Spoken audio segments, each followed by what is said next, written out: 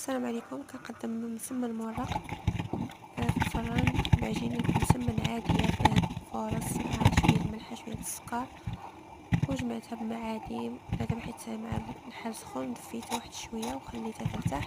بالنسبة للحشوة فيها بصلة وفلفلة ألوان إلا كاينين وخيزو من الفوق توابل الشاورما والفلفل والملح، الفلفل الأسود هو الابزار والملحة، شوية تحميرة وشوية ديال الخرقوم. ممكن ديرو أي حاجة عندكم.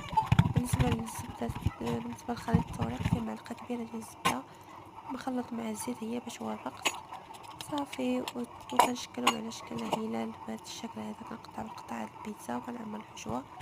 نسيت فرماج، ضفت شي قطع ديال الفرماج مثلث الحشوة، واحد 3 القطع. من بعد ملي ساليت التشكيل ديالهم كندهنهم بالبيض ونرش عليهم البافو الخشخاش وندخلهم يطيبوا على نار مسخن من قبل.